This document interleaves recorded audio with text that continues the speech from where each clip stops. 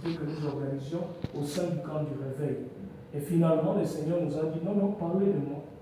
Et c'est comme ça que nous avons mis ce thème-là. C'est vraiment, on a déjà fait 3 activités sur ce même thème.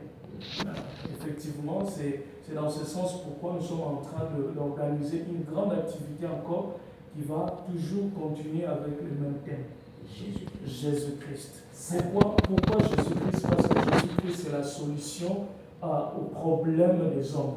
Jésus-Christ c'est notre sauveur et je pense que l'heure est arrivée où l'Église plutôt doit redevenir christocentrique. Ça veut dire l'Église doit tourner autour du nom du Seigneur Jésus-Christ. Pourquoi nous parlons du nom de Jésus-Christ? Je vais rapidement demander au peuple de Dieu qui nous suit. Ils peuvent prendre Genèse, les premiers chapitres, le verset 5 jusqu'au verset 26. La Bible nous fait comprendre que lorsque Dieu a créé l'homme avec le but de dominer sur la terre. C'est ça l'essence même de l'existence de l'homme sur la terre. Dieu a créé l'homme pour dominer, mais nous comprenons aussi que le Seigneur a donné à l'homme un pouvoir multiplicateur, c'est-à-dire la capacité de se multiplier. Le Seigneur lui a donné la gestion du jardin d'Éden et le Seigneur lui a donné une présence qui était une présence permanente. Et finalement, nous allons remarquer une chose bien aimée, c'est que lorsque nous prenons Ésaïe 14, la Bible nous parle d'un archange, d'un séraphin protecteur, qu'on appelle évidemment Lucifer.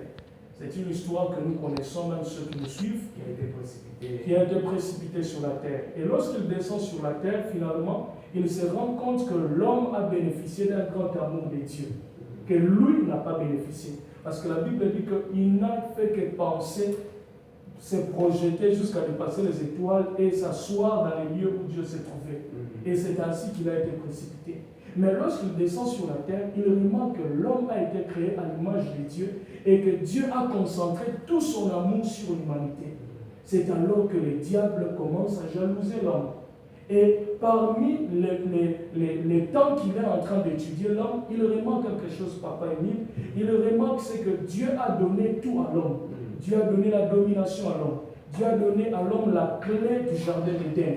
Mais il y a une chose que lui remarque, c'est que Dieu n'a pas donné sa présence définitive à l'homme. Ok. Parce qu'il venait, Dieu venait sporadiquement et rentrait. Donc Dieu était permanent. Et c'est sur base de cette étude-là que le diable va maintenant procéder à son plan son plan pour l'échec évidemment de l'humanité, pour faire chuter l'humanité. Et c'est comme ça que la Bible dit, parce qu'il y a une chose, excusez-moi, c'est que le diable va remarquer que la présence de Dieu, c'est l'essence même de l'humanité. La présence de Dieu, c'est ce qui donne à l'homme la capacité de dominer sur la terre. Et le manque de la présence de Dieu rend vulnérable l'homme. C'est en ce moment-là, c'est sur base de cette expertise que le diable va finalement chercher un moment où le Seigneur ne descend pas. Quand l'homme est vulnérable, c'est lorsqu'il vient apporter la négation à l'homme pour dire est-ce que réellement il t'a dit de ne pas manger les fruits. Donc malgré la domination, malgré l'autorité, malgré la suprématie et tout ça, le fait que Dieu n'était pas présent de manière permanente, l'homme était vulnérable. Effectivement. C'est comme ça que le diable va maintenant monter son plan pour faire tomber l'homme. Et il y a une chose encore, Papa Émile, c'est que lorsque les peuples de Dieu peuvent prendre le psaume 115, le verset 16, le diable sait que Dieu respecte ses principes. Et le diable sait que Dieu est dans ses principes. Et il y a l'un des principes que Dieu a donné, lorsque nous prenons psaume 115, le verset 16, la Bible dit, les cieux sont les cieux de l'Éternel. Mais il a donné la terre au Fils de l'homme. Ça veut dire quoi? Ça veut dire que Dieu a créé les cieux pour les esprits qui ne possèdent pas un corps. Et la terre, Dieu l'a donnée à des esprits qui possèdent un corps matériel et qui peuvent habiter sur la terre. Voilà pourquoi le diable, même en tant qu'esprit, puisqu'il n'a pas de pouvoir créateur, qu'est-ce que le diable va faire? Il va passer par le corps d'un serpent pour pouvoir venir tenter l'homme. Et le diable sait que Dieu est respectueux de ses principes. Comme Dieu est esprit, et que Dieu ne s'engage pas ou ne s'ingère pas des choses qui concernent les humains, l'humanité. C'est ainsi que le diable va facilement venir voir Ève pour lui dire et facilement apporter la négation à Dieu, à ainsi dit l'Éternel. Et c'est comme ça que l'homme va tomber. Donc, parce que plusieurs se posent la question, il y a quelqu'un qui m'a posé la question, mais comment Dieu n'a pas vu que le diable était en train de tenter l'homme?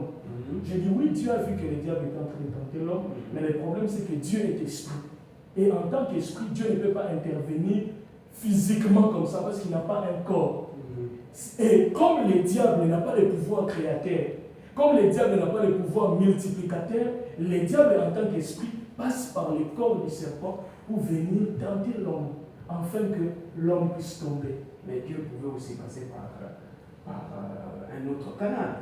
Bien sûr, c'est pourquoi d'ailleurs la Bible dit que lorsque Dieu se met à donner des sentences à l'homme, à la femme et au serpent, lorsqu'il arrive vers le serpent, il dit « Je mettrai l'inimitié entre toi et la descendance de la femme.